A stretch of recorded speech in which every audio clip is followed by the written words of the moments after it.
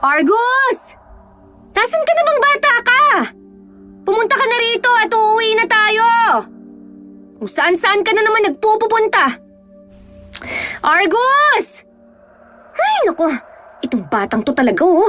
Palagi na lang kung kailan aalis na eh. Saka pa maglilibot sa buong bahay. Maghahanapan na naman kami nito eh. Ay, naku. Kukutusan ko na talaga to kapag nakita ko. Argus! Humanda ka sa akin kapag nakita kita! Ate! Ay, isit ka! Ay, bakit ka ba nagugulat? Kung saan-saan ka nalang sumusulpot? Saan ka ba galing? Kanina pa kita hinahanap ah. Uuwi na tayo eh. Halika na nga rito. Huwag ka nang lumayo sa akin, ha? Ate, may nakita kasi akong paru-paro kanina. Sinundan ko lang. Kakaiba yung paru-paro. Ay naku, wala namang kakaiba sa paru-paro, Argus. Lahat naman sila pare-pareho. Lumilipad kasi may pakpak. May makukulay, may hindi. May cute, may nakakatakot. Pero wag mong hahawakan, ha? Kasi nakakabulag daw ang pulbos ng paru-paro. Opo, ilang beses mo nang sinabi sa akin yan eh. Eh paano? Paulit-ulit kang nanghahabol ng paru-paro. Hindi naman sila nagbabago. Ay nako, halika na nga. Ay, teka. Ilalabas ko muna ang barya na pamasahe natin. Alam mo naman ng mga driver, kapag buo ang ibinayad mo at iilang barya na lang ang sukli, hindi na ibinibigay. Kapag hiningi mo, sasabihin nakalimutan. O di kaya makikipagtalo na naibigay na. Aba, mahalaga ang bawat piso no. Pinagpapaguran ko to at pinagpapawisan. Kaya dapat palaging sakto ang ibigay sa kanila. Pero ayos lang din naman yun, ate. Kahit hindi na ibigay ang sukli mo na piso o 2 piso. Kasi di mo naman binabayaran ng pamasahe ko. Kahit ang laki-laki ko na, kinakandong mo pa rin ako para lang makalibre. Nakakahiya kaya. Ibayad mo na lang kasi ako ng pamasahe. Ay, hindi pwede. Sayang ang pera.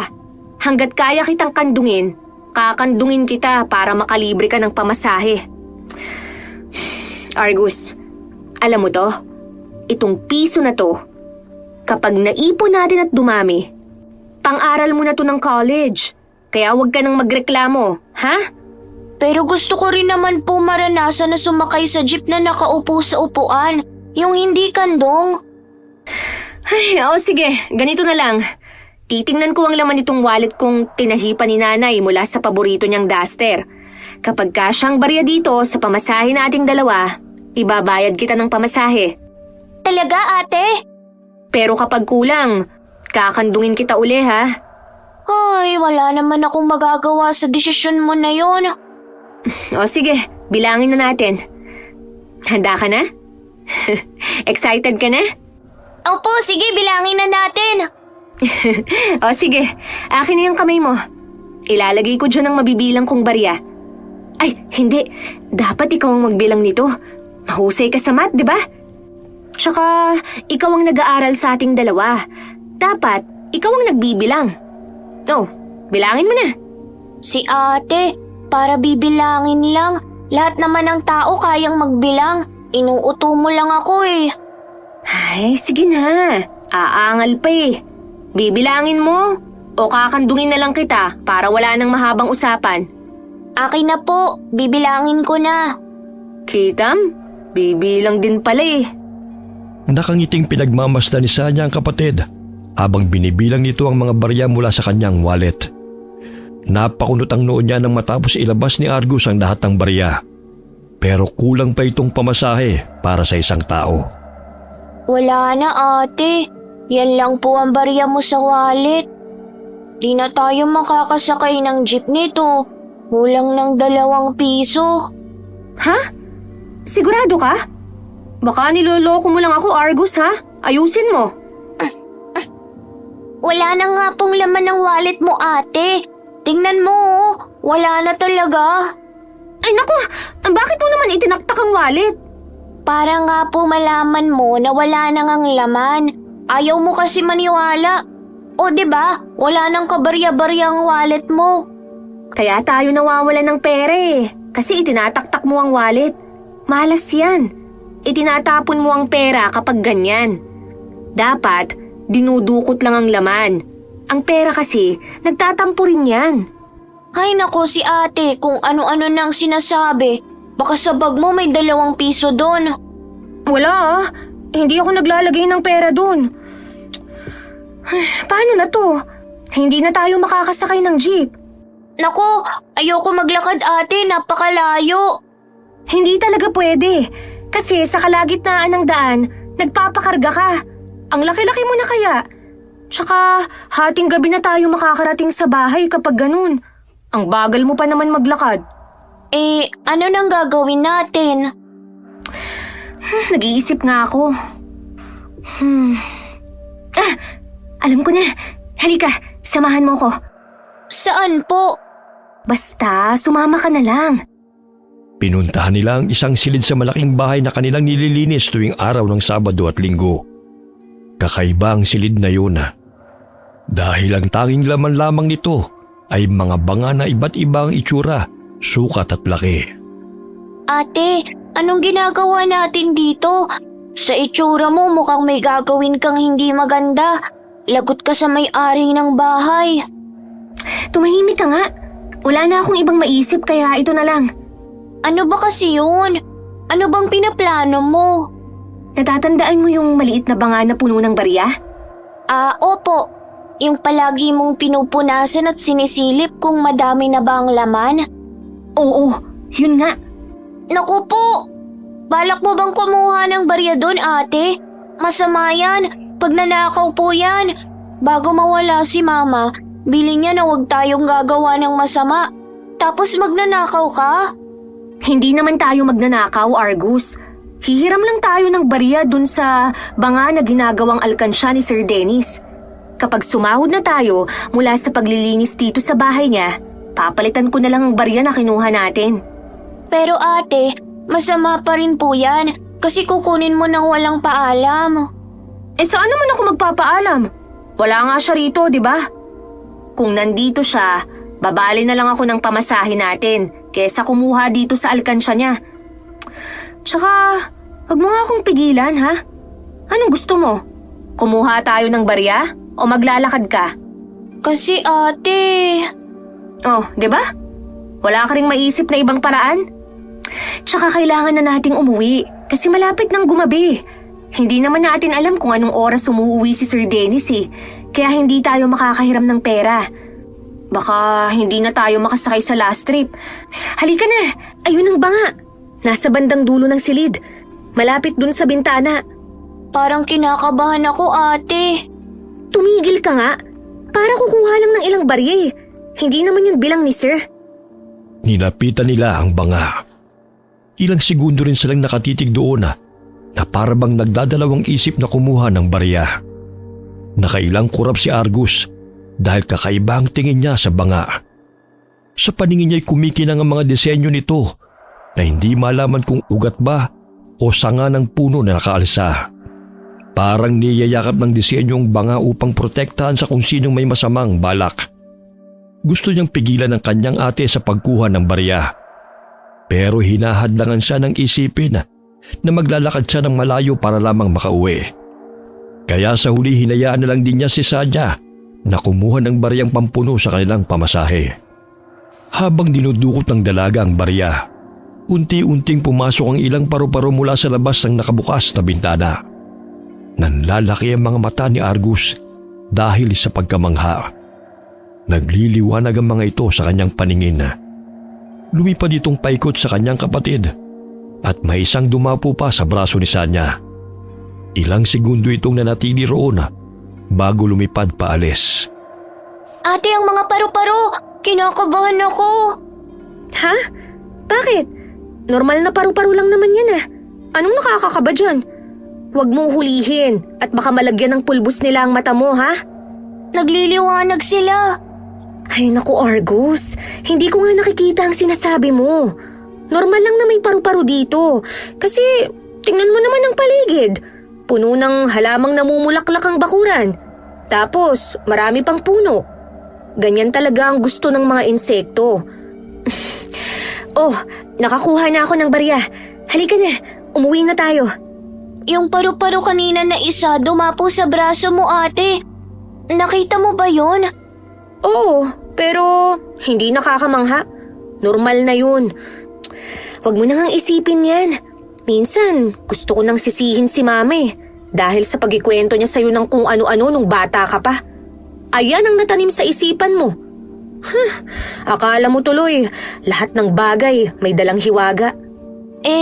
Paano nga kung totoong mga kinikwento niya? Imposible, Argus. Tumanda na akong ganito. Wala akong naranasan na hiwaga. Kinikwentuhan din naman ako ni mama noon bago matulog sa gabi.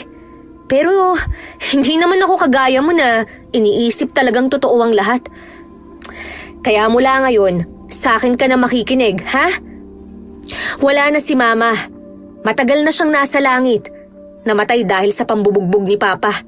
Pero ate, nadulas po si mama sa banyo at nabagok ang ulo niya kaya siya namatay. Hindi naman dahil kay papa yun. Pero kaya siya napilay dahil binugbog siya ni papa at napuruhan ng kanang paa niya. Kasalanan pa rin niya ang pagkamatay ni mama. Kung hindi pilay si mama, sa tingin mo madudulas siya? Ewan ko po. Huwag na nga nating pag-usapan yan. Naiinis lang ako kapag bumabalik sa isip ko ang mga nangyari. Kumukulo ang dugo ko kay papa. Kagaya ngayon, pauwi na naman tayo. Makikita ko na naman ang mukha niyang kulay pula dahil lang sa alak at ang ulo niyang may mahabang sungay. Wala naman ako nakikitang sungay sa ulo ni papa. Parang ikaw naman yata ang matindi mag-imagine, ate. Masama kasi ang ugali niya, kaya may sungay siya. Halika na, umuwi na tayo. Mauna ka nang lumabas at ilalak ko pa ang main door tsaka ang gate. Pagkatapos gawin ni Sanya ang pagsasara ng malaking bahay, nagsimula na silang maglakad papunta sa abangan ng jeep. Nilingon pa ni Argus ang bahay ng mayamang lalaki. Nanlaki ang mga mata niya nang makitang dumami ang mga paru-parong umaaligid sa bahay na yun. Kumabog ang kanyang dibdib. Ang pagkamanghay na palitan ng takot at pangamba. Napahawak siya sa braso ni Sanya at inialis na ang tingin sa magarang bahay. Nang makauwi sila, naabutan nila ang kanilang ama na nakaharap na naman sa pagsusugal.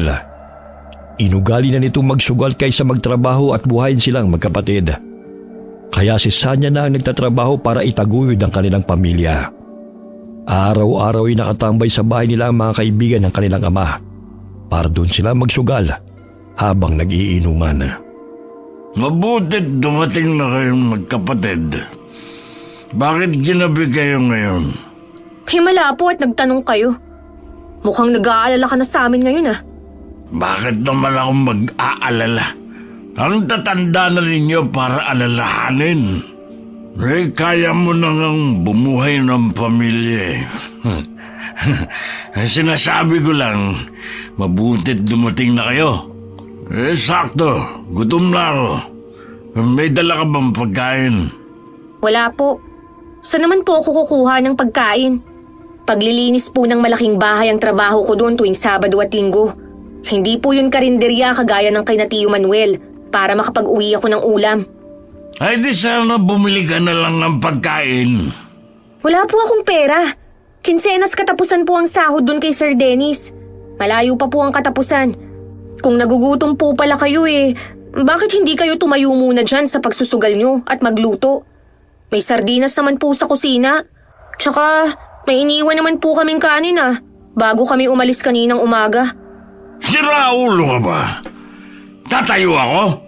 Kita mong nananalo na ako sa pagsusugal ko? Gusto mo akong malasin? Alam mo ikaw talagang peste sa buhay ko. Kaya ako minamalas Mahal ka sa nanay mo. Umalis ka na nga sa harapan ko at baka itong napanalunan ko matalo lang. Pumunta ka sa kusina, magluto ka ng pagkain. Walang respeto sa magulang. Walang respeto? Hindi bagay sa'yo ang respetuhin. Dapat sa'yo, kinukutom. Ate, wag mo na pong patulan si Papa. Mukhang lasing na siya. Hayaan mo na lang. Tara na sa kwarto. Mauna ka na sa kwarto. Maliligo muna ako. Nagugutom ka ba? Magluluto ako. Busog po ako. Mabuti at marami ang pagkain na iniiwan ni Sir Dennis sa atin kaya busog na busog ako. Mas nararamdaman ko ang antok.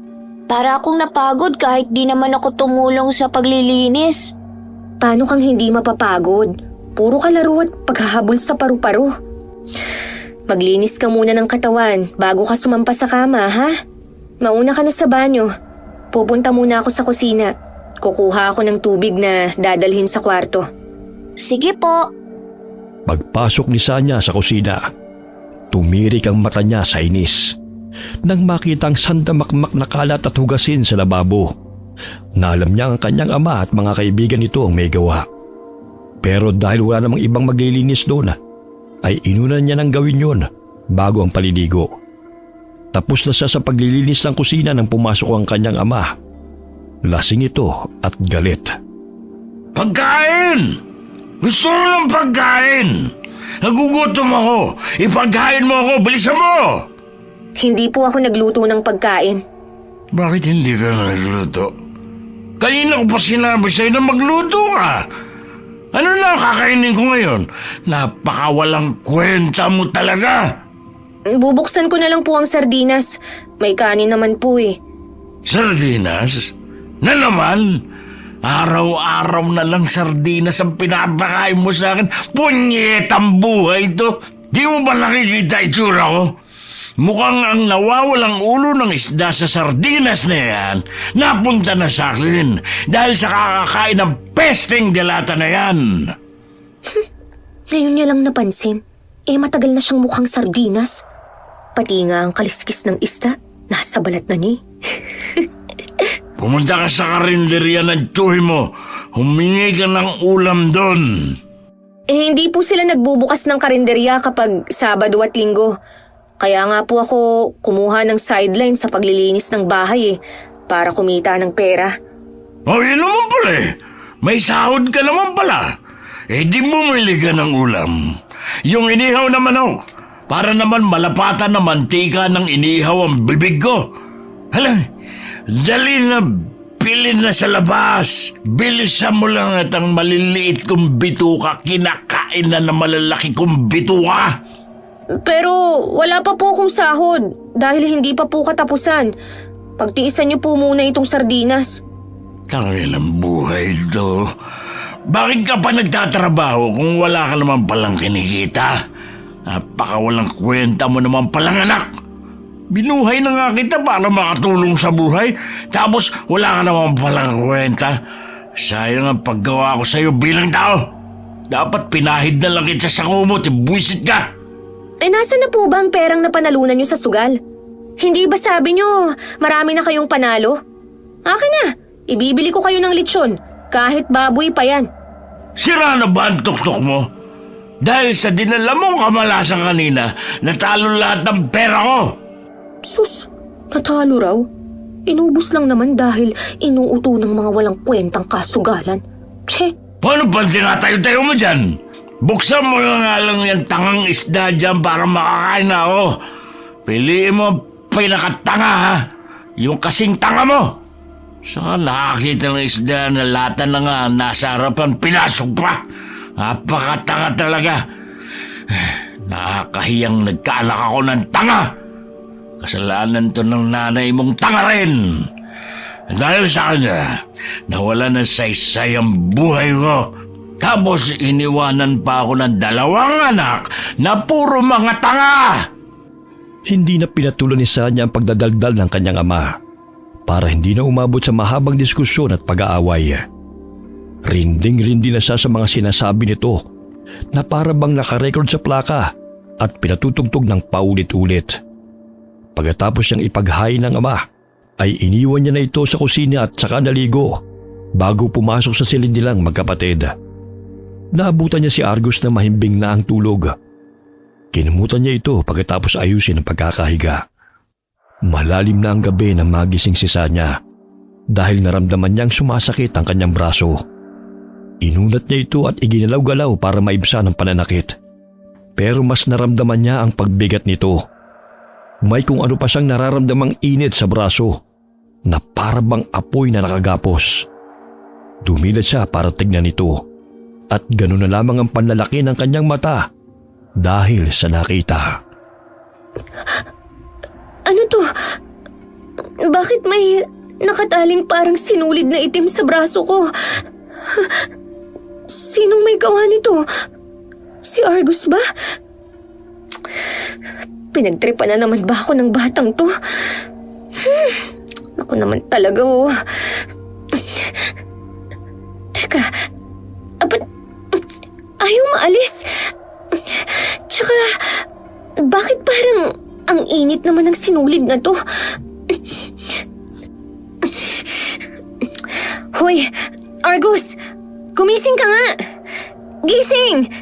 Gising! Ano ba yun, ate? Umaga na ba? Saka bakit ka pa nang gigising? Di ba linggo pa lang? Sa Lunes pa po ang pasok ko sa school. Tingnan mo nga itong ginawa mo. Alisin mo nga itong sinulid na to. Ang init-init eh. Parang may apoy. Saan mo to nakuha, ha? Laro ka kasi ng laro sa kung saan-saan eh. Kaya kung ano-ano ang napupulot mo. Alisin mo to.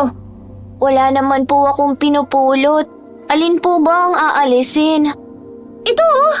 Itong itinali mo sa braso ko. Alisin mo na, bilis. Po, nananaginip ka ba? Wala naman akong itinali sa braso mo eh. Tsaka ang himbing-himbing ng tulog ko kaya. Kung hindi ikaw ang may gawa nito, sino? Dalawa lang naman tayo dito sa kwarto. Hindi naman makakapasok si Papa dito dahil palagi nating inilalak ang doorknob. Tsaka, hinaharangan pa ng upuan ng pinto. Ewan ko po, wala naman po akong kinalaman dyan sa tali sa braso mo eh. Baka naman kung saan ka lang nasabit. Sandali at hahatakin ko ang sinulid para malaman natin kung saan galing. Sige, dalian mo at napakainit talaga ng sinulid na to. Saglit lang po, hindi ko mahawakan ate. Ano bang sinulid yan at hindi ko mahawakan? Ano ba yan? Sandali nga, ako ang gagawa. Ay, teka, hindi nga mahawakan ah. Bakit kaya? Ano ba kasing klaseng tali ito? Paano to napunta sa braso ko? Ate, hindi kaya gawa yan ng paru-paro? Ano? Puro ka na lang paru-paro. Puro na lang kaimposiblihan ang pinagsasasabi mo. Eh kasi 'di ba sa braso na yan dumapo ang paru-paro? Argus, kahit laksa-laksang paru-paro o kahit anong insekto ang dumapo sa katawan ko, hindi nila ako magagawang talian ng sinulid. Kumuha ka na nga lang ng gunting at gupitin na lang natin to. Doon sa drawer ng tukador, may gunting doon. Sige po. Pinagtulungan nilang magkapatid na gupitin ang sinulid na itim. Pero hindi ito tinatablan. Nagtataka na si Sanya sa nangyayari. Nagsisimula na rin siya kabahan sa isipin na baka namamaligno siya. Bumalik na lamang siya sa paghiga at inisip na mawawala rin ang sinulid pagkagising niya.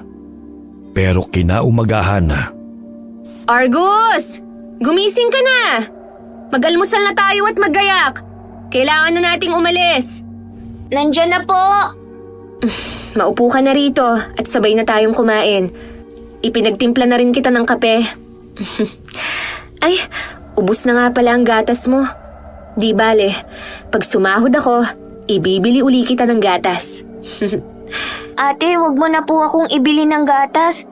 Mukhang hindi naman nakakatulong sa pagtangkad eh. Mas masarap pa rin itong kape.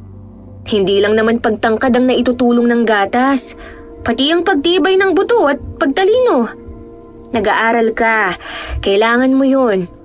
Eh di kakain na lang po ko ng mani. Di ba pampatalino rin yun? Bakit kaya ang kulit mo? Kanino ka ba nagmana? Sa'yo po. Ikaw ang nagpalaki at nag-alaga sa akin eh. Kasalanan ko pa pala ang ganyan mong ugali, ha? Joke lang naman ate. Nga pala, nananaginip ba ako kagabi? O totoong ginising mo ko? Kasi may nakataling sinulid sa braso mo. Totoo yun. Hindi yun panaginip. Heto, tingnan mo. Nandito pa rin at hindi maalis. Kagabi, kahit malamlam ang ilaw natin sa kwarto, kitang-kita ang pagkaitim nito. Ngayon, medyo pumusyaw na. Pero hindi ko pa rin maalis eh. Idinarang ko na rin sa apoy para masunog pero hindi nasusunog, Argus. Natatakot na ako. Hindi ko alam kung ano to. Sinubukan kong lumabas ng bahay kanina pagkagising ko para malaman kung saan ba to nagmumula. Pero hindi ko makita ang dulo eh. Parang napakalayo ng dulo kaya hinayaan ko na lang muna. Ano kaya yan? Nakakatakot naman, ate. Ewan ko rin. Ay, bahala na. Hindi naman nakakaabalang sinulid na to eh. Kasi para lang hangin. Lumulusot pa nga kung saan-saan na para bang invisible. Baka nga invincible yan, ate. Tapos may magic. Ay, ayan ka na naman ah. Pero, alam mo, hindi ko alam kung kanino ako lalapit para matanggal ang sinulid na to sa akin. Ay, hayaan mo na nga muna tong problema ko. Kumain ka ng kumain at nang makabalik na tayo sa bahay ni Sir Dennis, ang sunod ko namang gagawin dun ay itrim ang mga halaman sa bakuran. Maglalakad tayo, ate. Di ba wala ka ng pera kagabi? Paano tayo pupunta doon kung wala na tayong pamasahe? Huwag kang maingay ha. Kagabi kasi, nakatulog si Papa sa sala. Tapos, nakita kong nagkalat ang mga barya niya sa sahig. Kinuha ko lahat. Naku, kapag nalaman niya yan, bubugbugin ka na naman nun. Gaya ng ginagawa niya kay mama noon kapag kinukuha ni mama ang pera niya. Hindi naman niya malalaman eh. Lasing na lasing siya kagabi. Sa kalasingan niya, hindi na nga niya kayang buhatin ang sarili niya. Akala ko nga, dito sa kusina siya makakatulog habang nakasubsob ang mukha sa platong may kanin. Nasaan na po pala siya? Wala po yata dito sa bahay. Ayun, maagang umalis. Hindi ko na tinanong. Bahala siya sa buhay niya. Wala naman siyang pakialam sa atin eh. E di, wala na rin akong pakialam sa kanya. 'Di ba? Gawin niya kung ano ang gusto niyang gawin sa buhay. Basta tayo, mabubuhay tayo. Magtatapos ka ng pag-aaral. Kaya mag-aral kang mabuti, ha? Opo, ate. Pagkatapos nilang kumain at magayak ng sarili, umalis na sila at nagpunta sa bahay ng misteryosong amo na si Dennis. Ilang buwan nang naninilbihan si Sanya sa lalaki bilang tagapaglinis ng bahay nito tuwing Sabado at Linggo. Pero sa tuwing pumupunta sila para maglinis, laging umaalis ang lalaki na para bang umiiwas. Isa sa mahigpit na patakaran nito ay bawal ang magtanong, lalo kung tungkol sa personal na buhay. Kaya walang alam ang magkapatid sa kanilang amo, kahit na maliit na detalye. Ang tanging alam lang nila ay ang pangalan nito at wala pang apelyido na sinabi. Pagdating nila doon ay naabutan nilang naggagayak na paalis ang lalaki. Nandito na pala kayo. Natuwa ako sa ginawa mong paglilinis ng bahay kahapon, Sanya. Ang kintab ng sahig. Wala talagang alikabok pati ang mga display. Sa bakuran naman kayo maglilinis ngayon? Opo, sir. Nasa likuran ng bahay ang bodega. Alam mo naman yun, di ba? Nando na mga gamit na kailangan mo sa paglilinis. Iniwan ko nakabukas ang padlock. Kaya bago kayo umalis, isarado mo na lang uli ang bodega. Opo, sir. Nasa kusina yung pagkain nyo para sa maghapon, pati ang merienda. Ikaw na ang bahala dito sa bahay. Gabi na uli ako babalik. Kagaya ng dati kong bilin, isaradong mabuti ang mga pinto at bintana. Maliban sa bintana ng silid kung saan naroon ng mga banga. Dapat palagi yung nakabukas. Opo, sir. O sige, aalis na ako. Sige po, sir. Ingat po kayo. Bago umalis ang lalaki, bahagya niyang napansin ang mahiwagang sinulid na nakatali sa braso ni Sanya. Kahit hindi niya ito ipinahalatang napansin, ay nakita pa rin ng dalaga ang pagkagulat nito. Tatanungin sana niya ang lalaki, pero nagmamadali na itong umalis. Ate, halika na. Madaming pagkain. Parang nagutom ako uli. Bakit ba parang natutulala ka dyan? Si Sir Dennis, nakita niya ang nakataling sinulid sa braso ko. Ha? Sigurado ka, ate? Kasi di ba napansin natin na tayo lang ang nakakakita sa sinulid na yan. Kasi yung ibang mga tao hindi nila nakikita. Kahit sa jeep, di ba, wala namang nakakapansin?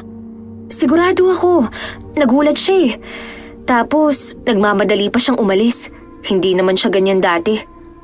Para bang natakot siya nang makita ang sinulid? May alam kaya siya rito? Dapat tinanong mo na lang siya, ate. Eh kasi, nabigla rin ako eh. E di, hintayin na lang natin siya mamaya, tapos itanong natin. Kaso baka magalit siya. Kapag nagalit yun, baka tanggalan ako ng trabaho. Eh hindi pwedeng mawala ang trabahong ito sa akin. Kasi malaki ang binabayad niya. Para yun sa pag-aaral mo, Argus. Pero kasi, paano natin maaalis ang sinulid na yan? Hahanap na lang tayo ng paraan. Nangyari lang to kahapon, di ba? Malamang, nandito rin ang sagot para maalis to. Baka parusa yan, ate, kasi nagnakaw ka po ng barya sa banga ng alkansya niya. Lagot ka. Wag mo na nga akong takutin. Tulungan mo na lang akong maghanap mamaya kung paano matatanggal ang sinulid na to sa braso ko. Tatapusin ko lang mabilis ang paglilinis at pag-aayos ng mga halaman sa labas. Tapos, iikutin natin ang buong bahay para lang mahanap ang sagot. Pero nagugutom pa ako, ate. Oo sige, kumain ka na muna. Binilisan niya ang trabaho. Pagkatapos ay inisya-isa nila ang mga silid sa buong bahay para makahanap ng sagot. Pero kahit anong gawin nila, ay hindi pa rin sila makakita ng pwedeng pamputol sa sinulid. Tinignan din nila ang banga na pinagkunan niya ng barya. Pero nalaman niyang hindi konektado roon ang sinulid dahil wala roon ang dulo nito. Hapon at naghihintay na lamang ng oras ng pag-uwi ang magkapatid. Nakatulala si Sanya habang malalim na nag-iisip. Ate, marami pang natirang pagkain. Iuuwi po ba natin to? Oo, pagkatapos mong kumain, iligpit mo at ilagay sa plastic. Sinabi naman ni Sir na iuwi na lang natin ang mga tirang pagkain. Anong oras kaya uuwi si Sir Dennis? Kailangan ko siyang makausap. Kapag ginabi siya, ate, mahihirapan na tayong makauwi. Baka hindi tayo makaabot sa last trip ng jeep. Yun na nga eh. Kaya dapat, umuwi siya ng maaga ngayon. Teka, narinig mo yun? Tumunog ang wind chime na nakasabit sa pintuan. Baka dumating na siya. Sandali, ate, ako nang titingin. Sige. Pagkaalis ng kapatid, nakarinig naman si Sanya ng mga yabag na papalapit sa kanya. Inakala niyang si Argus na ito kasama ang kanyang amo. Pero nang lingunin niya ay wala siyang nakitang ibang tao. Sinulipan niya ang kapatid sa sala at nakita niya itong palinga-linga sa labas ng pintuan na parabang may hinahanap. Natuon din ang paningin niya sa wind chime na nakasabit sa itaas ng pintuan. Kahit kasi wala namang malakas na hangin, ay gumagalaw ng malakas ang wind chime, dahilan para tumunog ito ng tumunog. Nanunuot sa kanyang pandinig ang ingay nito hanggang sa mapatakip na siya ng tenga dahil halos makabasag na ito ng eardrum. Sumakit na rin ang kanyang ulo at nagsimula na rin siyang magsisisigaw hanggang sa tuluyan na siyang mawala ng malaya. Nagising siya dahil panayang yugyug sa kanya ni Argus habang umiiyak. Ate! Ate! Gumising ka na, please! Argus? Ate! Gising ka na! Akala ko hindi ka nagigising. Anong nangyari? Nakita na lang kitang walang malay sa sahig. Pinilit lang kitang hilahin at ihiga kita dito sa sofa sa sala. Eh, ang bigat-bigat mo eh. Buti na lang, tinulungan ako ng mga paru-paro. Bakit ka ba hinimatay? Sumakit ng matindi ang ulo ko. Sandali, anong oras na? Hala, madilim na sa labas. Paano na tayo uuwi? Sandali, anong sabi mo? Sino ang tumulong sa'yo? Sila po, ate. Ang mga kaibigan kong paru-paro. Anong bagay yan? Anong klaseng insekto ang mga yan? Ang dami nilang lumilipad-lipad dito sa loob ng bahay. Tsaka, Bakit sila nagliliwanag? Mga alitap-tap na kasing laki ng paru-paro? Hindi sila paru-paro, Argus. Baka nga hindi, ate. Kasi naiintindihan ko sila. Nakakapagsalita sila. Ay, sus ko! Kung ano-ano na ang nangyayari sa atin dito sa bahay na to. Pero gabi na, hindi na tayo makakauwi ngayon. Wala na tayong masasakyan na jeep. Dito na lang po muna tayo matulog. Madami namang kwarto eh. Hindi naman po siguro magagalit si Sir Dennis. Kahit naman magalit siya, wala naman tayong magagawa eh. Teka nga, wala pa ba siya? Hindi pa siya umuwi? Hindi pa, ate. Bakit kaya? Ate, ayos ka na po ba? Oo, ayos na ako. Nagugutom na po ako. Ako rin, nakaramdam na rin ako ng gutom. Halika na, pumunta na tayo sa kusina. May tira pa namang mga pagkain, di ba? Iinitin ko na lang. Ate, di ba may 4 na kwarto dito sa bahay na to? Pang-5 yung kwarto ni Sir Dennis. Pwede ba akong mamili ng tutulugan natin ngayon? Aba, may pagpili ka pa talaga ha? Ano ka? Aampunin ni Sir at may karapatan kang mamili ng kwartong tutulugan? Nakakahiya ha? Kahit nga yung guest room hindi natin gagamitin eh. Kasi hindi naman tayo sinabihan. Walang alam si Sir na inabutan tayo ng gabi dito. Kaya sa sala tayo matutulog. Tabi na lang tayo sa sofa. Malapad yun at malaki kaya kasya tayo dun. Sayang naman. Gusto ko pa naman doon matulog sa isang kwarto na may mga stuffed toy. Doon ko kasi laging nakikitang mga paru-paro. Di ba may mga halamang namumulaklak doon sa balkonahe? Ang ganda ng kwarto na yun, ate. Kaya siguro laging doon pumupunta ang mga paru-paro kasi may mga bulaklak. Hindi pwede, Argus. Hindi natin to bahay. Pero tayo naman ang naglilinis nito. E dilinisin na lang natin. Tama na. Ayoko nang makipagtalo sa ganyan. Isang gabi lang tayong matutulog dito at sa sala tayo matutulog. Tapos ang usapan. Pagkatapos nilang maghapunan, nag-ayos na si Sanya na matutulugan nila sa sala. Malaki ang bahay. Sobrang tahimik. Malamig ang klima na nagpatindig ng balahibo ni Sanya. Habang nakahiga ay pinagmamasdan niya ang braso may nakataling sinulid. Inis na inis siya sa tuwing nakikita ito. Pero hindi kagaya ng dati. Hindi na ito umiinit. Hindi na rin mabigat ang braso niya. Parang nasasanay na siyang may sinulid sa braso. Pero nakakaramdam pa rin siya ng takot. Umaasa siyang uuwi ang kanyang amo at gusto niya nang itanong kung may alam ito tungkol sa itim na sinulid na bigla na lamang gumapos sa braso niya. Sa kaiisip ay nakatulog na siya. Nagising siya ng alanganing oras dahil hindi maganda ang kanyang pakiramdam. Para siyang nauubusan ng lakas at nahihirapan na ring huminga. Namamanhid ang braso niyang may nakataling sinulid kaya yun ang una niyang tinignan. Nanlaki ang mga mata niya dahil... Ano to? Bakit ganito na ang kulay ng sinulid na nakatali sa braso ko? Parang nagiging kulay pula na. Nagliliwanag pa. Sandali. Parang nakaangat ang sinulid. Papunta sa itaas. Sa kisame. Ano yung nakikita ko sa kisame? Parang matang mapupula. May pangil siya.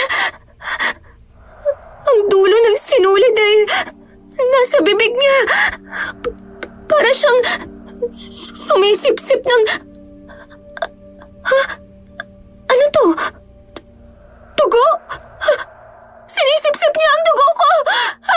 Tulong! Tulungan niyo ako! May halimaw! Ate, bakit ka sumisigaw? Argus! Ang halimaw! Nasa kisame! Ha? Tala, nakakatakot naman ang itsura niya. Mahaba ang buhok, mukha siyang bruha na lumulutang. Ate, anong gagawin natin? Kumuha ka ng panghampas! Saan, ate? Yung walis sa pangtanggal ng agiw! Pero nasa dulong kwarto yun eh. Huwag na pala. Delikado. Baka sundan ka at atakihin. Itaboy na lang natin siya. Batuhin natin ng throw pillow. Umalis ka. Umalis ka, halimaw ka. Huwag dito. Layuan mo kami.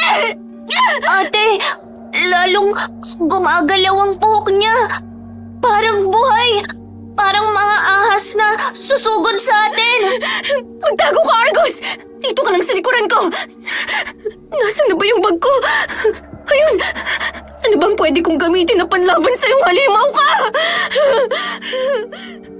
Kinalkalisa niya ang laman ng kanyang baga. Nakita niya ang isang plastik ng asin na palagi niyang dinadala dahil palaging walang lasa ang mga pagkain ibinibigay sa kanila ng kanyang amo. Kaya nakasanayan niya ng dalhin ito para pampalasa. Iniinit niya ang mga ulam at sa kanila lagyan ng asin para sumarap. Dahil sa pagkataranta niya, dumakot siya ng asin at isinaboy sa halimaw na papalapit sa kanila. Umatungal ito na parabang nasaktan. Lalong nanlisik ang mga mata nito. Humaba ang dila na parang naging latigong humahampas sa kanila. Panay ang saboy niya ng asina, kaya hindi makalapit ang halimaw. Sa huli lumipad ito at lumabas ng bahay. Dumaan ito sa nakabukas na bintana sa sala.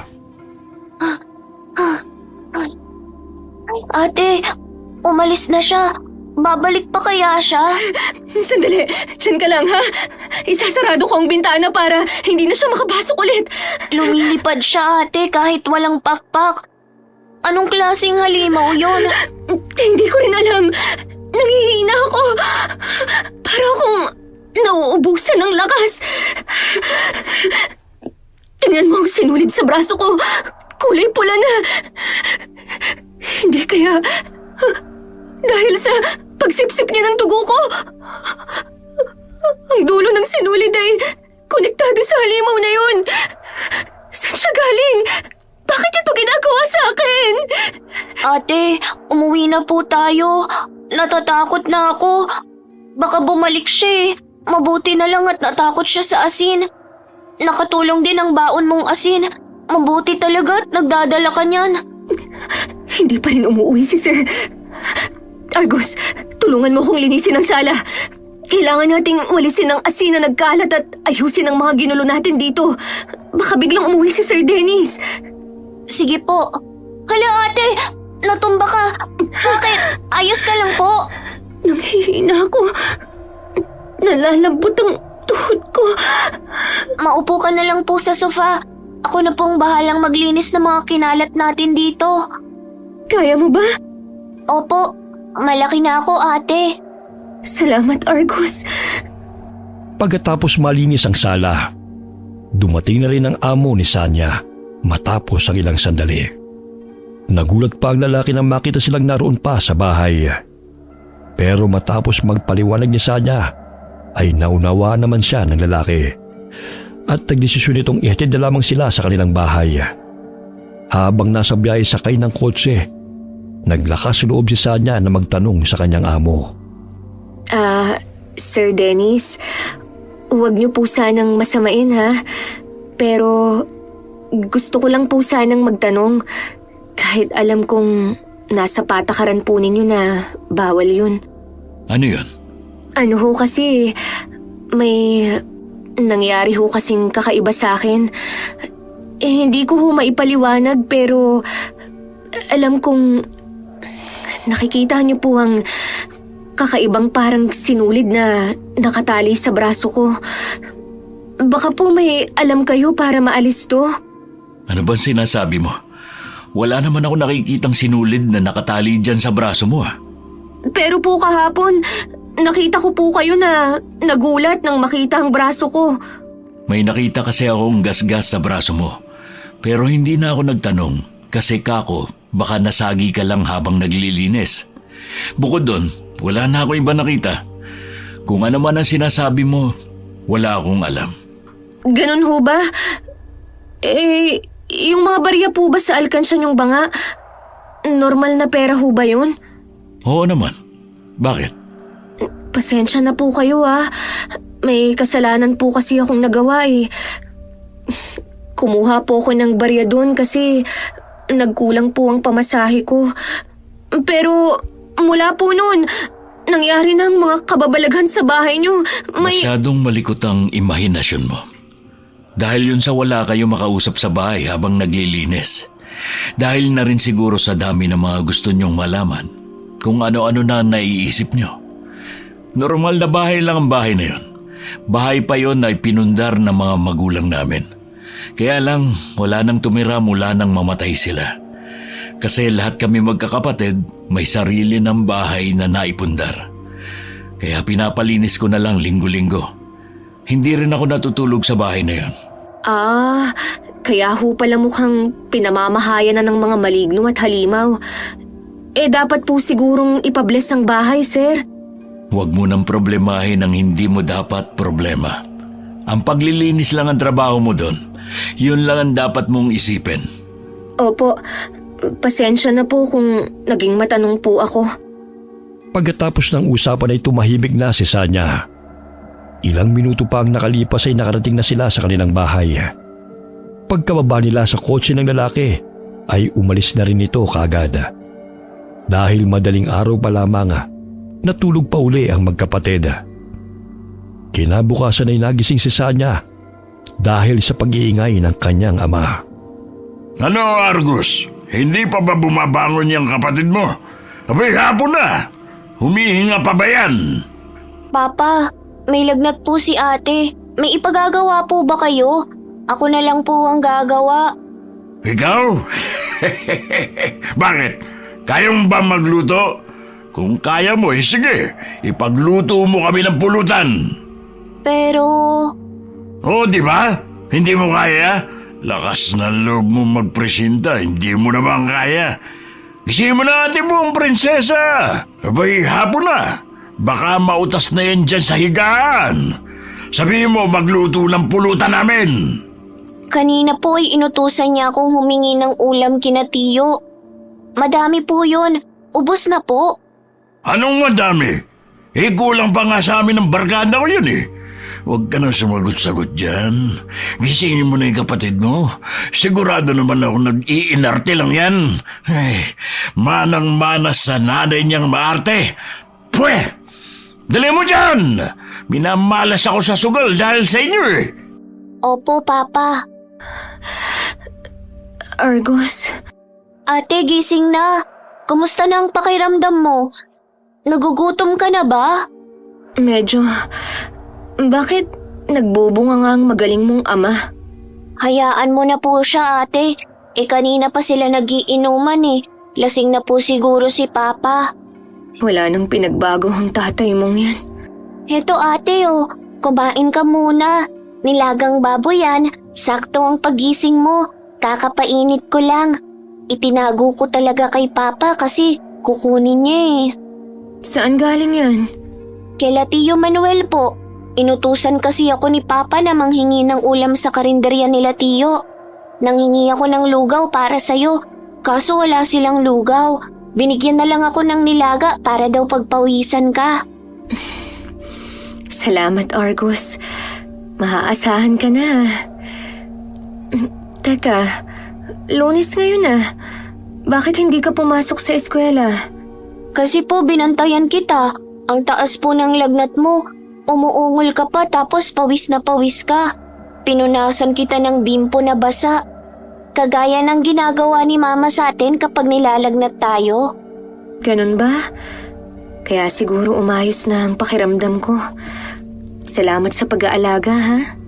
Siguro nagkasakit ka dahil sa halimaw na nakita natin, ate. Yung halimaw? Oo nga pala. Kailangan nating pumunta kay Tata Miyong. Yung albularyo po, ate. Oo, baka matulungan niya tayo. Tingnan mo tong sinulid sa braso ko. Kulay pula na talaga. Hindi na bumalik sa dating kulay itim. Naging pula lang to mula nang sinimulang higupin ng halimaw ang dugo ko. Ate, kung hinigop ng halimaw ang dugo mo, baka maubusan ka po ng dugo. Kaya ka po siguro nilalagnat at nanghihina. Yun na nga. Kaya hindi na natin to dapat patagalin pa. kailangan na nating pumunta sa bahay ni Tata Miyong. Kumain ka po muna. Oo, kakain na ako para may lakas akong maglakad. Pagkakain nila'y nagpasya na silang umalis. Dumaan sila sa pintuan sa kusina para hindi makita ng kanilang ama. Sinubukan nilang nakarin ang papunta sa bahay ng albularyo. Pero hindi kinakaya ng katawan ni Sanya dahil sa panghihina.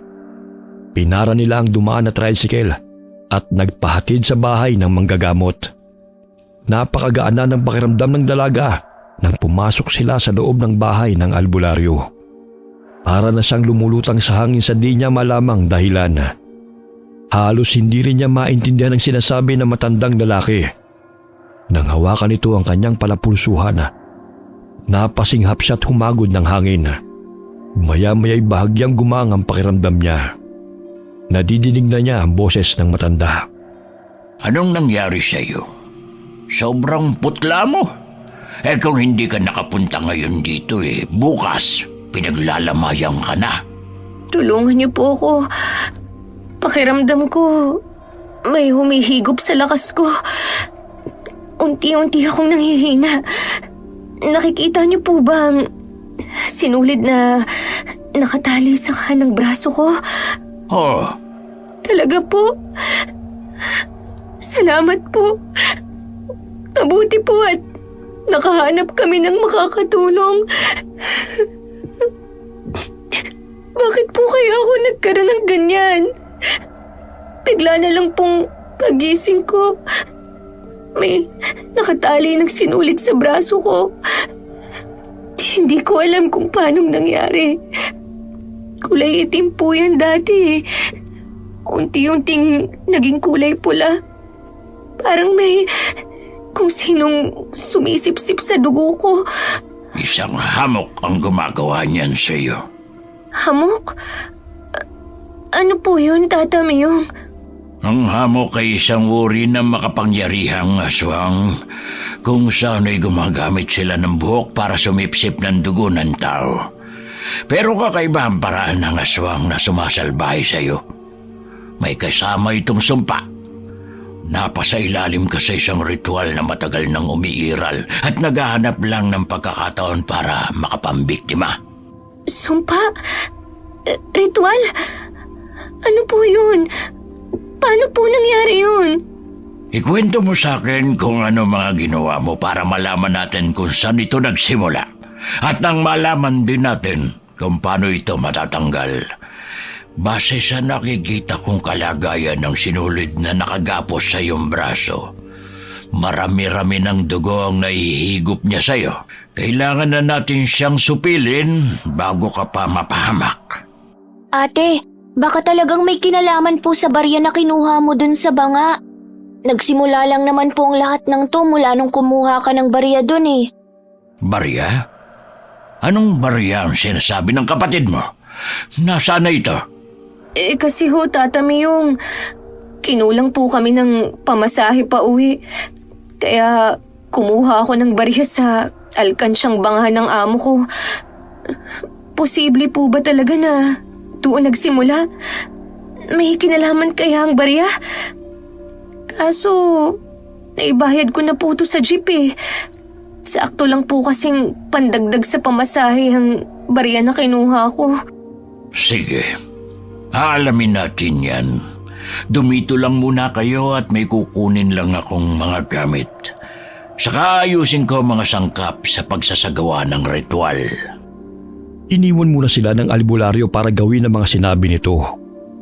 Lumabas naman ang isang anak na babae na manggagamot at binigyan sila ng pagkain. Sinabihan sila nito na kailangan nilang kumain para may lakas sa gagawing gamutan. Kailangang palakasin ang katawan, espiritual at isipan dahil malakas at mapanganib ang kanilang kalaban. Matapos ang halos isang oras, bumalik na ang matandang lalaki. Dala nito ang isang lumang libro. Malaki ito at makapal. Kasunod niya ang isa pang anak na lalaki. Dala naman ang mga kagamitan sa pagriritual. Ano po yung libro na dala niyo, Tata Miyong? Ito ang librong ginawa ng aming kanununuhan. Ipinamamana ito sa mga susunod na albularyo sa aming angkan. Dito namin tinatala ang mga naging karanasan namin sa paggagamot para magamit ang kaalaman sa susunod na henerasyon. Nandyan po kaya ang kaso kong ito? Yan ang aalamin natin. Sa katunayan, ngayon lang ako nakakita ng ganitong kakaibang kalagayan. Ikaw pa lang ang dumating sa akin na may nakataling isinumpang sinulid sa braso. Pero natatandaan ko ang kwento ng aking lolo noon, isa sa kamag-anak namin. Nagkaroon ng karanasan na nahahawig sa kalagayan mo. Hanapin natin. Paniguradong nakatalayon sa librong ito. Sana nga po nandyan, Tata Miyong. Pakiramdam ko, bawat segundo hinihigop ng halimaw ang aking dugo. Hindi ako pwedeng mamatay. Hindi ko pwedeng iwan ang kapatid ko sa walang kwenta naming ama. May magulang pa pala kayo. Akala ko hulila na kayo dahil wala kayong kasamang pumarito. Buhay pa po si Papa sa kasamaang palad. Sinimulang buklatin ni Tata Myong ang libro. Inisa-isa niyang tignan ang bawat pahina hanggang sa makita niya ang hinahanap. Nalaman niyang nakatalanga roon ang kasong nahahawig sa kalagayan ni Sanya. Pero ang kaibahan lang, hindi sinulid ang ginamit sa pagsumpa, kundi panyo na personal na gamit ng biktima. Ayon sa nakasulat, ang panyo ay pinagagalaw ng halimaw na para bang may buhay tuwing gabi. Sinasakal nito ang biktima. Natatastas ang sinulid ng panyo at tumitigas na parang karayom. Saka tumutusok sa balat para gumawa ng sugat upang lumabas ang dugo. Saka lalabas ang halimaw na sisip-sip nito. Tama ang sinabi kong isang aswang na mukhang bumibiktima sa'yo. Sa kaso mo, ginamitan ka ng sinulid. Hindi pa malinaw ang lahat sa akin. Wala ka naman personal na gamit para mabiktima ka niya. Kailangan ko magsagawa ng ritual para matuntun ko ang nangyari sa nakaraan, para malaman ko kung anong ginawa ng aswang sa'yo. Ritual? Paano niyo po gagawin? Adel, ihanda mo mga gamit sa pagre-ritual. Lalakbayin ko ang nakaraan ng dalagang ito. Matapos igayak ng kanyang anak ang mga gamit sa pagre-ritual, nagsimula na ang matanda. Nagpausok siya gamit ang pansuob na kamangyan, lira at insenso. Nag-usal din siya ng dasal. Pagkatapos nagsindi ng kandilang puti. Inilagay niya ang isang kamay sa mangkok na lusa na may tubig. Kitang-kita ni Sanya ang pagtirik ng mga mata ng matanda. Pagkatapos ay biglang yumuko at nawala ng malay. Sabay silang natakot ni Argus, pero pinakalma sila ng anak ng albularyo at sinabing normal na ganoon ang nangyayari sa matanda sa tuwing naglalakbay ang espiritu nito para alamin ang nakaraan ng pasyente. Matapos ang ilang minuto ay nagkamalay si Tata Myong at humagod ng malalim na paghinga. Uminom muna siya ng tubig bago muling kinausap si Sanya. Mula nang kunin mo ang barya sa alkansya, doon nga nagsimula ang lahat. Ang barya na yun ay matagal nang may sumpa. Hinahatak nito ang biktima palapit sa kanya. May kakaiba ka bang napansin sa barya bago mo ito kunin? Kakaiba? Sandali po. Sa pagkakatanda ko, sa tuwing naglilinis ako ng kwartong yun, palagi akong nakakaramdam ng mabigat na presensya. Lagi akong hinahatak ng banga na lumapit sa kanya. Isang beses, sumilip ako. Madilim ang loob ng banga. Pero may isang nagliliwanag na barya. Sa takot ko lumayo ako at iniwan yun. Pero mula noon, hindi na mawala sa isip ko ang barya. At yun din ang una kong naisip na kunin nang magkulang ako ng pamasahe. Pero Ang nakapagtataka, nang makuha ko na ang barya, parang naging ordinaryong pera na lang po to. Inisip ko na guni-guni ko lang ang lahat, kaya ibinayad ko na lang po sa driver ng jeep. Naging ordinaryo na lang na barya. Dahil na mga sandaling yun, nalipat na sa'yo ang sumpa. Ang sinulid na gumapos sa braso mo ay hindi talaga sinulid. Yan ay mahiwagang buhok ng isang aswang. Ang buhok niya ang sumisip-sip ng dugo ng biktima. Pero ginawa na po namin ang lahat para maputol. Pero ayaw po talaga. Hindi yan basta mapuputol. Kailangan nating talunin ng aswang. Paano po? Saan natin makikita ang halimaw na yun? Sa bahay po siguro ni Sir Dennis. Di ba po doon nagsimula ang lahat? Tsaka natatandaan mo ba ate, noong doon tayo natulog, nagpakita ang halimaw sa'yo. Ibig sabihin, doon siya nakatira. Matalino ang batang ito. Nag-iisip siya. Pero wala nang aswang sa bahay na yun ngayon. Po? Nasa na po kaya siya? Mula nang gumapo sa iyo ang buhok niya, kasama mo na siya kahit saan ka magpunta. Pero makapangyarihan siya. Hindi ito basta-basta nakikita. Hindi ordinaryong mata ang makakahuli sa kanya. Ano po ang gagawin natin? Kailangan nating magsagawa ng ritual para palabasin siya. Dahil makapangyarihan ng halimaw na kanilang kakaharapin, nagpasang matandang lalaki na sa gubat sila magsagawa ng pagriritual. Sa gubat na yun, may lugar doon kung saan nagsasagawa ng pagdarasal ang bawat albularyo sa kanilang angkan para palakasin ang kapangyarihan nila. Ang kauna-unahang albularyo sa angkan ng matanda ang siyang nakadiskubre sa lugar na yun. Dahil doon nakasentrong bilog na buwan kapag hating gabi. Malakas ang mga halimaw sa ganong oras. Pero ang kalakasan na yun, ang kanila ring kahinaan at siyang magpapatalo sa kanila. Nilakbay nila ang pusod ng gubat. Dala ang mga kagamitan sa pagkipaglaban na mula pa sa ninuno ni Tata Myong. Pagdating doon, agad napansin ni Sanya ang 3 malalaking puno na diretso ang katawan at ang mga sanga ay nasa tuktok. Kakaibang balat ng mga puno dahil may mga nakaukit na simbolo roon. Patatsulok ang pwesto ng mga puno na tila ba sinadya dahil sa saktong sukat ng bawat agwat nila sa isa't isa. Meron ding itim na lubid na nakatali sa katawan ng 3 puno na nagkokonekta sa bawat isa. Huminto sila sa paglalakad at nagsagawa muna ng pagdarasal si Tata Myong. Pagkatapos ay pinahira niya ng langis sa mga kasama sa kanilang noo, dibdib at sa likod ng braso ng pakrus. Saka sila tumawid sa kabila ng lubid at pumasok sa loob ng tatsulok na espasyo. Pagtungtong pa lang ni Sanya sa loob, ay sinalubong na siya ng malamig na hangin na nagpatindig sa kanyang balahibo. May kung anong malamig na hininga rin ang umihip sa kanyang batok, dahilan para kilabutan siya ng gusto. Inilibot niya ang paningin sa paligid. Ramdam niyang may matang nakamasid.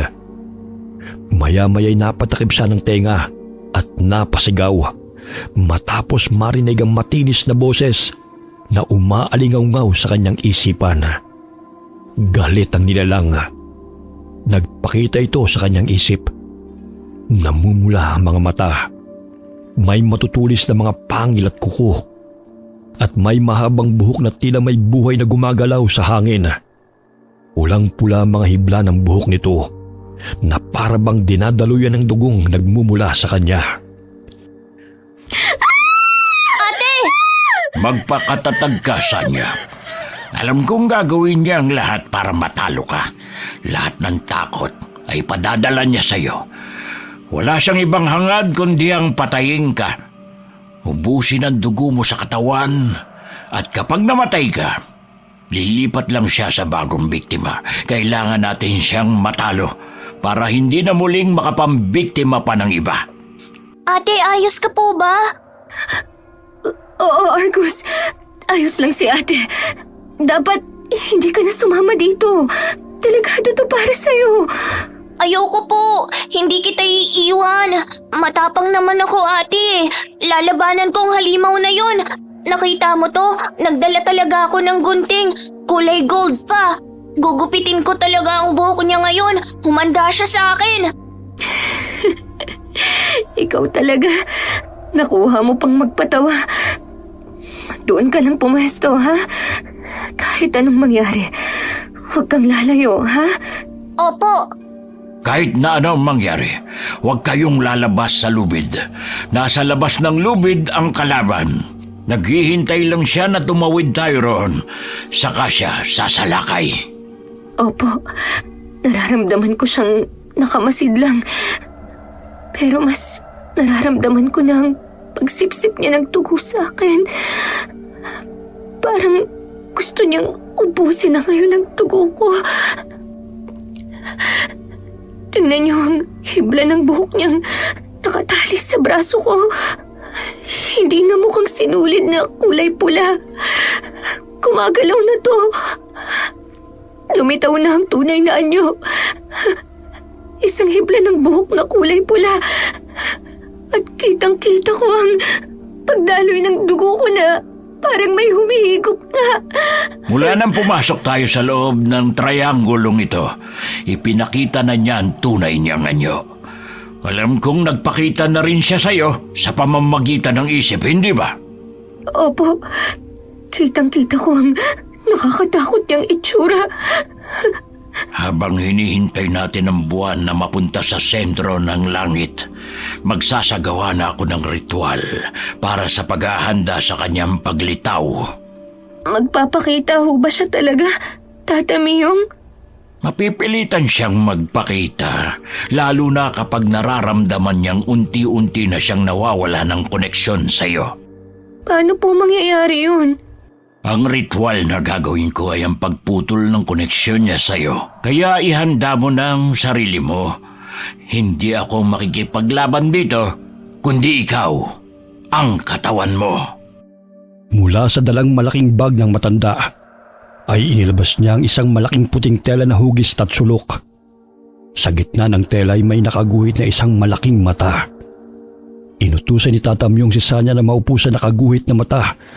Matapos niya itong ilapag sa lupa, ay sinabihan ng dalaga na kahit na anong mangyari, ay huwag siyang aalis doon. Nakaluhod naman ang matanda sa likuran ni Sanya at nagsimula ng umusal ng dasal. Ang dalawa namang anak na matanda ay nagsaboy ng asin sa paligid bilang pangontra sa aswang.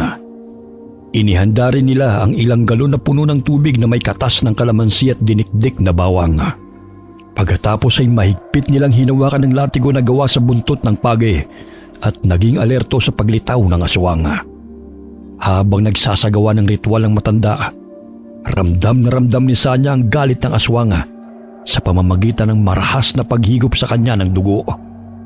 Napapasigaw ang dalaga dahil sa pagkakataong yun ay nakakaramdam na siya ng sakit na para bang hinihiwa ng kutsilyo ang kanyang palapulsuhan. Maya-maya ay malakas na pagtawa ng halimaw ang umalingaw-ngaw sa paligid. Hala, nakakatakot naman. Argus, huwag kang lalayo. Kahit anong mangyari, huwag kang aalis sa pwesto mo, ha? Opo, ate. Dito lang po ako sa tabi ni kuya. Nandiyan na siya. Unti-unti na siyang nagpapakita. Lumalakas na ang hangin. Kiniginaw ako. Nakikita niyo ba siya? Nasa harapan ko siya. Nakalutang sa hangin. Sumasayaw sa hangin ang mahaba niyang buhok. Pulang-pula. Parang mga ahas na buhay. Huwag kang aalis sa kinauupuan mo kahit na anong mangyari. Hayaan mo lang siya. Hindi siya makakapasok dito sa loob. Dahil kung gagawin niya yon ay matutusta siya. Tulong! Gumapos sa pa ako ang buhok niya. Kinihila niya ako. Adel, Mochi, sabuyan niyo ng asin ng aswang. Ate, huwag kang sasama sa kanya. Huwag kang lalapit dito, Argus! Gugupitin kong buhok na yan! Diyan ka lang, bata. Huwag kang lalapit sa aswang. Hindi makakatulong ang dala mong gunting sa kanya. Pero hinatak na po niya ang ate ko. Bibitiwan niya rin ang ate mo. Hindi makakatagal ang aswang sa loob ng trianggulo. Bumitiw na siya! Inalis na niya ang buhok niya sa paa ko! Bumitiw lang siya, pero lalo siyang lumapit. Kailangan niyang ipakita ng buo ang kanyang sarili para matalo natin siya. Ano po ang balak niyong gawin, Tata Mayong? Ang palitawin siya ng sabilitan. Isuot mo itong rosaryo sa kanang braso mo. Sige po. Nang maisuot ni Sanya ang rosaryo, muling umalingaw-ngaw ang atungal ng aswang na parabang nahihirapan ito. Nagliwanag ang hibla ng buhok na nakagapo sa braso ni Sanya at nahahawakan na ito ng dalaga. Napasigaw si Sanya dahil ramdam niya ang pag-init ng buhok na parabang meron itong apoy na sumusunog sa kanyang balat. Sinundan nila ng tingin ang hibla ng buhok na unti-unti nang lumitaw hanggang sa makita na nila ang kabuuan ng aswang. Nasa harapan ito ni Sanya. Lumulutang sa hangin. Pistula itong isang malaking kumpol ng buhok na nagliliyab sa pagkapula. Bawat dulo ng hiblay nagtatalsikan ng dugo sa tuwing gumagalaw. Patuloy sa pag-atungal ang aswang dahil nasasaktan sa rosaryong isinuot ni Sanya. Pero kahit anong pilit ng dalaga na alisin ang nakagapos na hibla ng buhok sa braso niya, ay hindi pa rin niya ito matanggal. Lumapit naman si Argus sa kanyang kapatid at sinubukan niyang gupitin ang buhok gamit ang dalang gunting. Muling umatungal ang aswang at sa isang iglap ay gumalaw ang buhok nito papunta sa bata at marahas na isinalya si Argus. Dahilan para tumilapon siya sa labas ng trianggulo. Argus! Ate! Adel, Mochi, kunin niyo ang bata. Huwag niyong hayaan na makuha ng aswang. Hindi! Pinuluputan ng buhok si Argus! Ang kapatid ko! Tulungan niyo siya! Itiwan mo ko! Ate, tulong!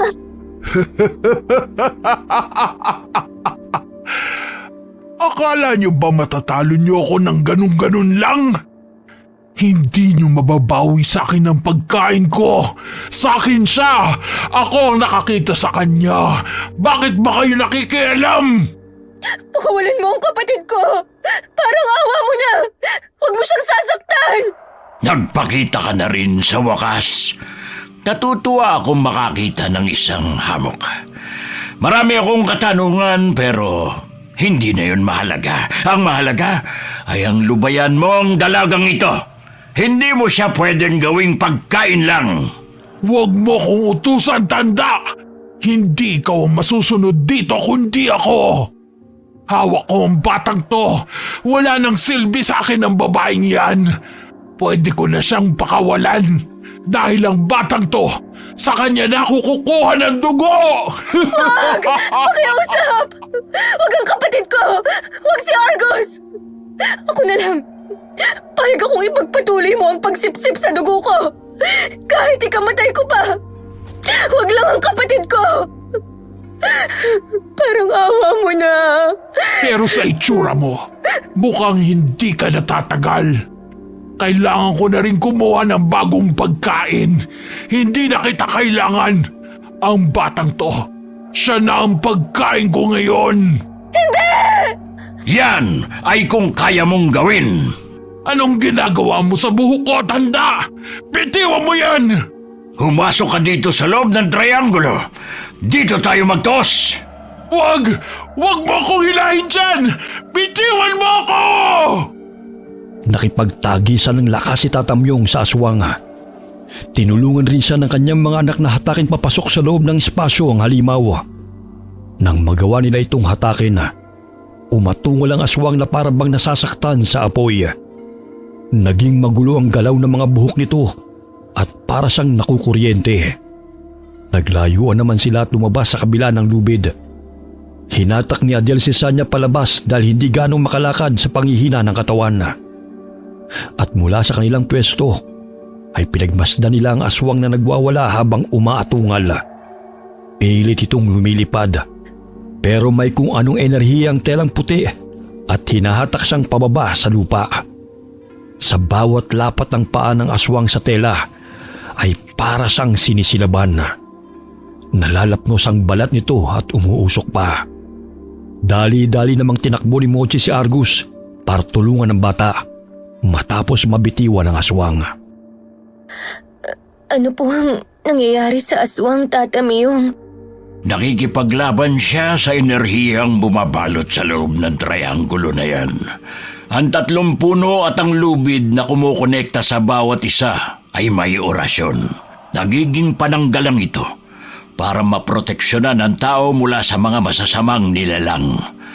Pero sa oras na makapasok sa loob ang halimaw, nagiging sandata ito para matalo sila. Kaya pala, ayaw niyang pumasok sa loob at pilit niya akong inahatak palabas. Sandali!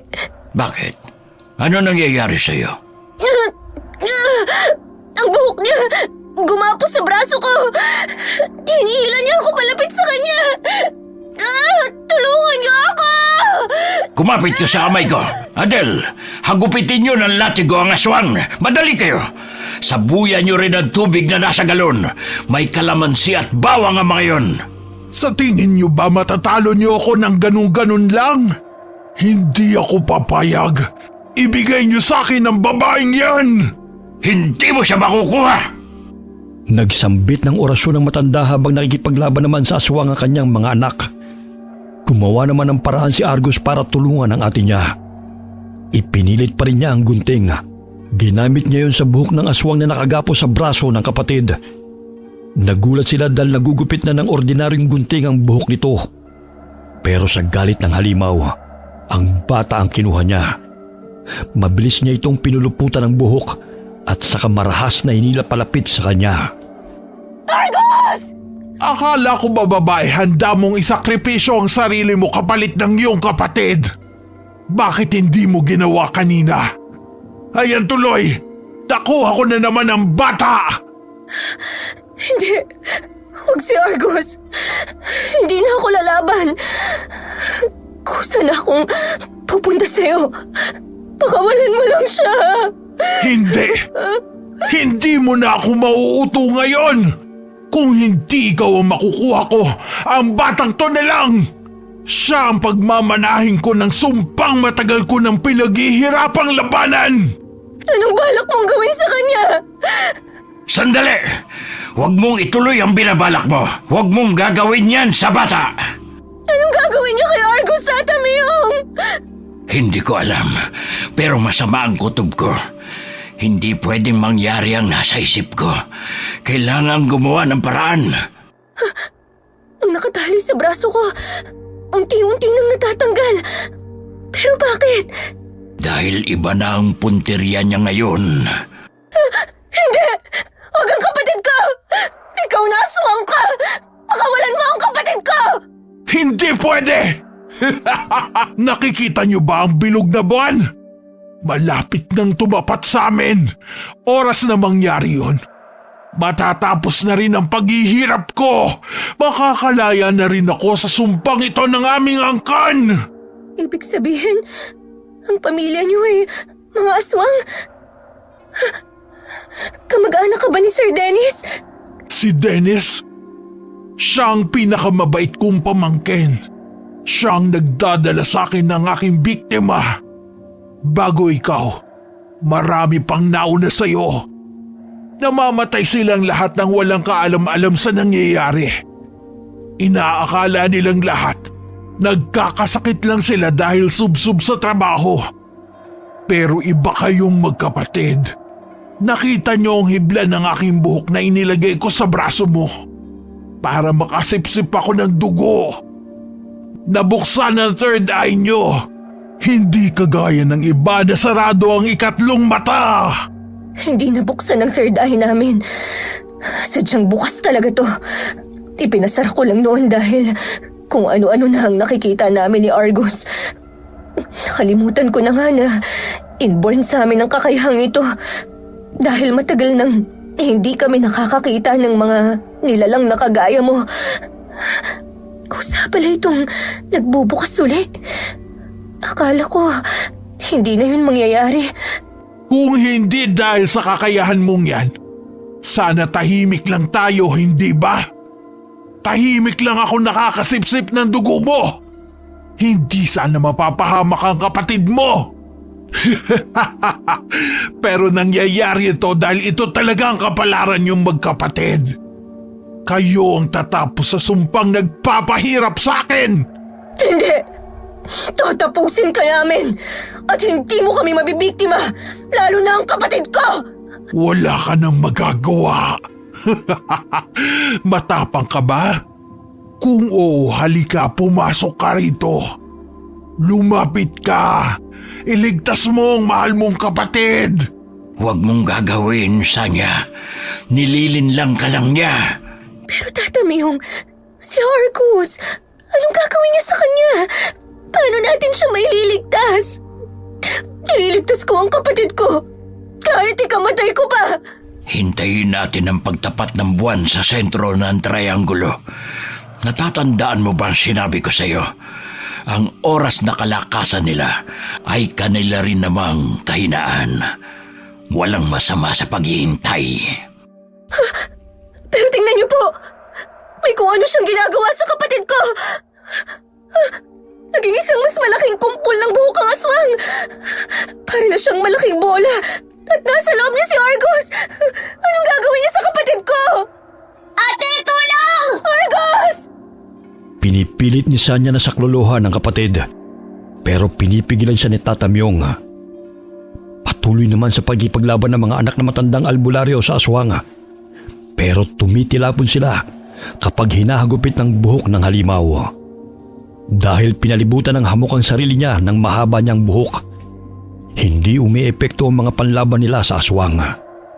Panay naman ang pagtingala ni Tata Myung sa buwan. Hinihintay niya ang pagtapat nito sa triangulo. Lalo namang binabalot ng takot si Sanya para sa kapatid. Hindi niya makita kung anong ginagawa ng aswang kay Argus. Panay lamang ang sigaw ng bata ng tulong habang natatakot. Nang malapit nang tumapat ang buwan sa kinatatayuan ng aswang, nagsimula ng umusan ng orasyon si Tata Myung, kasabay ng pagsaboy ng asin sa paligid ng telang puti. Ilang sandali pa'y umepekto ng pagriritual ng matanda. Umaatungal ang hamok na parabang nasasaktan na at unti-unting kumakalas ang buhok nito mula sa pagkakakumpol. Maya-maya'y lumantad na ang aswang. Hawak nito si Argus. May ilang hibla ng buhok ang nakasakal sa bata.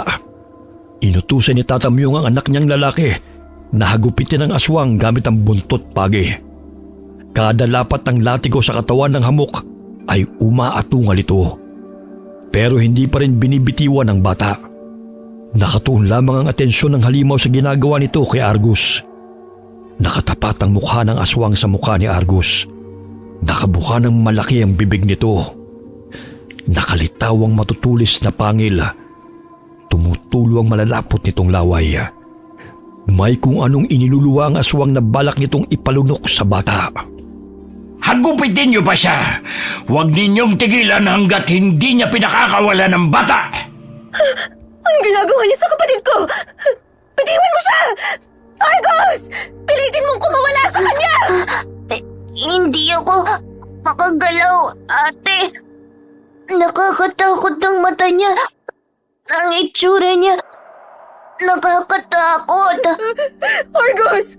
Alam kong matapang ka. Hindi ba sabi mo, malaki ka na? Matapang ka na? Labanan mo siya! Alam kong kaya mo siyang talunin! Pakiusap! Hindi ka pwedeng mawala sa akin! Ikaw na lang ang meron ako, Argus! Ikaw ang dahilan kung bakit ako nagsusumikap sa buhay! Huwag mong iiwan si ate! Ate, naniniwala ka ba na ang mga kaibigan kong paru-paro ay naghihimala? Oo na! Naniniwala na ako sa lahat ng sinasabi mo! Basta labanan mo lang ang aswang na yan! Nandyan na sila, ate. Ang mga kaibigan kong paru-paro. Parating sila. Tutulungan nila ako. Nakikita mo sila? Ang mga paru-paro! Bakit nandito sila? Lumilipad silang paikot sa kanila. Talaga bang kaibigan mo sila, Argus? Hindi yan mga ordinaryong paru-paro. Mga maliliit na diwata ang mga yan. Tinutulungan nila ang kapatid mo. Panayang sigaw ng aswang dahil sa pagkainis sa mga maliliit na diwatang umaaligid sa kanila ni Argus. Pinagalaw niya ang mahabang buhok para hagupitin ng mga paru-paro, pero mabilis silang nakakailaga. Lalong nagliwanag ang mga diwata dahilan para umatungal ang aswang. Nasilaw ito sa liwanag na taglay ng mga lambana. Maya-maya'y nagkumpulan ng mga diwata sa aswang, kaya nabitiwan ito si Argus. Tumakbo naman ang bata palapit kay Sanya, at mula sa kanilang kinatatayuan, pinanood nila habang namamangha kung paanong nilalabanan ng maliliit na mga diwata ang hamok. Unti-unting naputol ang buhok ng aswang at kumalat ang mga ito sa paligid matapos tangayin ng hangin. Nang lumayo sa halimaw ang mga paru-paro, lumantad na sa liwanag ng buwan ang aswang. Napatingala ang hamok habang umaatungal sa sakit. Nag-usal muli ng orasyon si Tatamyong para tapusin ang buhay ng aswang. Dahil wala ng buhok na mapagtataguan ng hamok, hindi na nito maprotektahan ang sarili mula sa mga panlaban sa aswang na inihahagis ng dalawang anak ng albularyo. Hindi nila ito tinigilan hanggang sa tuluyang bumagsak sa puting tela ang halimaw. Nakasentro ang pagbagsak ng katawan ng hamok sa matang nakaguhit sa tela at lalo siyang nilukob ng orasyon na isinagawa ng albularyo. Ang maliwanag na sikat ng buwan na pinanggagalingan ng lakas ng mga aswang ang saring kumitil sa buhay ng hamok. Nang matapos ang lahat, napayakap si Sanya sa kanyang kapatid. Hindi mapaglagyan ang kanyang tuwa dahil nakaligtas silang pareho mula sa aswang. Ate, ang mga kaibigan kong paru-paro, tingnan mo, kumakaway sila sa akin. Naniniwala na ako sa'yo na may hiwaga talaga ang mga bagay na nakikita mo. Pasensya na ha. Nakalimutan ko ang mga mata natin ay hindi kagaya ng ibang mata. Nakikita natin ang hindi nakikita ng iba. Patawarin mo si ate kung hindi kita agad pinaniwalaan ha. Ayos lang po yun. Ako rin naman nung una, hindi po ako makapaniwala. Pero talagang nakakausap ko po sila. Kagaya po ngayon, sabi nila, aalis na raw po sila. Sabi pa nila, hindi raw sila nagtagumpay na alisin ang buhok ng aswang na nakatali sa braso mo. Sinubukan daw nila na hindi mailagay sa iyo ang sumpa ng hamok, pero hindi sila makalapit. Kaya po pala, may dumapo na paru-paro nung kumukuha ka ng barya kasi sinusubukan nilang pigilan ka. Ganun ba? Kaso, matigas ang ulo ng ate mo eh. Kaya napahamak tayo. Ang mga lambana, kaya sila umaaligid sa bahay na yun kasi pilit nilang sinusubukang alisin ang sumpa.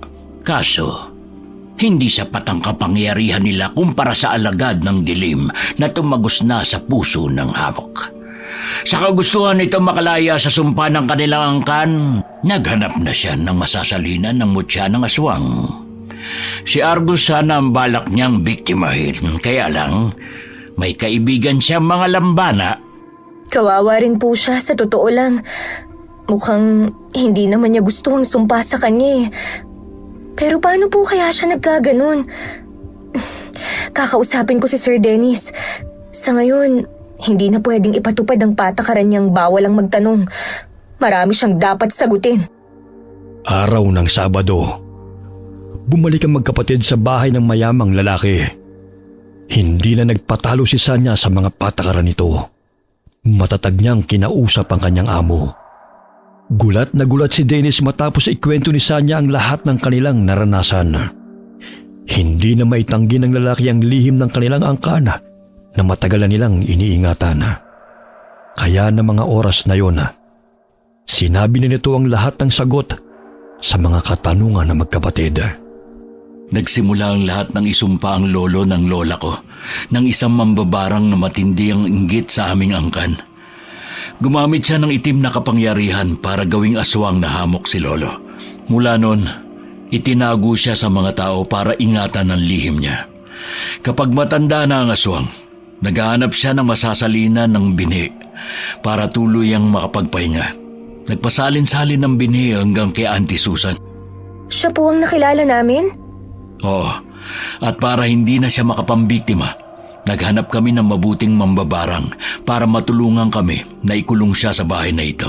Ginawa niya ang baryang yon, niritualan, kinonekta kay Auntie ang barya. Tapos itinago sa banga. Hanggat hindi nakakalabas ng bahay ang barya na yon, hindi makakalabas si Auntie. Hindi siya makakapambiktima, pero Pero kinuha po ni ate ang barya. Argus! ganun na nga. Kaya nasabik na naman siya makalabas. Pero hindi ko alam na habang nakakulong pala siya, nakagawa siya ng ritual para makapaglagay ng hibla ng buhok sa biktima at maisagawa ang mga bagay na yon. Humihingi ako ng tawad sa kapabayaan ko. Pero, alam po ninyo na aswang ang tiyahin nyo, sir. Bakit po kayo tumatanggap ng tagapaglinis dito? Alam naman pala ninyong mapapahamak sila, di ba? Ilan na ang mga napatay niya? Hindi ako nagpasya ng mga bagay na yon, kundi ang mga kapatid niya. Kailangan kasing sumipsip ni Auntie ng dugo. Kasi kung hindi niya magagawa, mas delikado. Kapag gutom siya, lalo siyang magiging halimaw. Habang naghahanap kami ng lunas sa sumpa, tumatanggap kami ng tagalinis sa bahay para kahit paano makahigop siya ng dugo. Ilan linggo lang ang dapat na itatagal nila sa bahay na ito. Tapos magpapalit na kami ng tagalinis. Pero sila mapilit. Ayaw nilang umalis sa trabaho dahil sa malaking sahod. Kaya sila napahamak. Pero bakit po ako? Hinayaan yung tumagal. Wala kayong sinabi na dapat ay ilang linggo lang pala. Dahil na makita ko kayong magkapatid, nakita ko ang takot sa mga mata ni Auntie sa kauna-unahang pagkakataon. Dati sabik siyang makakita ng tao. Pero kayo, kinatakutan niya. Tapos nakikita pa ng kapatid mo mga lambana. Kakaiba, hindi ba? Naisip ko, baka kayo ang sagot para matapos ang lahat ng ito. Natapos na nga po ang lahat.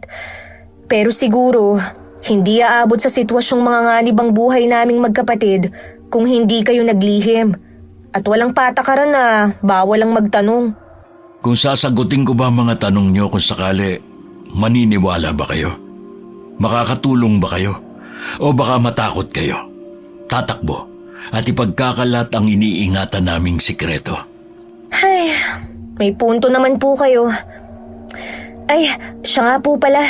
Heto po, nagdala ko ng kaunting abo ng tiyahin nyo. Naging abo po kasi siya nung masikatan ng araw.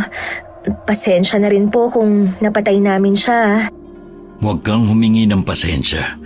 Dapat nga magpasalamat ako sa inyo kasi kayo ang tumapos sa sumpa ng aming angkan. Maraming salamat. Ate, paano na yan? Hindi na ba tayo maglilinis dito? Ha? Ano kasi?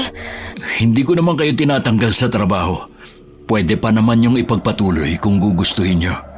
Wala na namang nakakatakot na aswang sa bahay na ito kaya wala nang panganib. At siya nga pala, bilang ganti ko sa kabutihan yung magkapatid, sasagutin ko na ang pag-aaral niyong dalawa hanggang sa makatapos kayo sa kolehiyo. Ho? Ate, nakakapag-aral ka na rin daw, sabi ni Sir. Nakakahiya naman po. Hindi nyo naman po kailangan gawin yun eh. Maliit na bagay lang naman po ang nagawa namin. Hindi yon maliit na bagay. Buhay niyo ang inyong tinaya. Kaya wag na kayong tumanggi. Naku po. Salamat po, sir. Dahil sa kagustuhan ni Sanya na makatapos din ang pag-aaral, tinanggap niya ang alok ng amo. Kaya nang sumunod na pasukan ay bumalik na siya sa pag-aaral. Hindi na siya nagtrabaho sa karinderya ng tiyuhin. At tuwing Sabado at Linggo ay pumupunta silang magkapatid sa malaking bahay para linisin ito. Tuwang-tuwa si Argus sa tuwing bumabalik sila sa bahay na yon. Dahil doon niya nakakalaro ang mga kaibigang paru-paro. Okay, sana po nagustuhan niyo ang kwento natin ngayon. Shout out po tayo sa Imperial and Grefaldia family. Kamusta po kayo? Shout out po kina Jenny May, Billy Ray at kay Ray Buendia from Lucy Buendia from Nueva Ecija. Kamusta po? Hi po kay Sally Albino from Kawayan City, Isabela. Hi kay Malu Suklan ng Cuenca, Batangas. Alright, maraming salamat po sa inyo and God bless all of you. Argus! Nasaan ka na bang bata?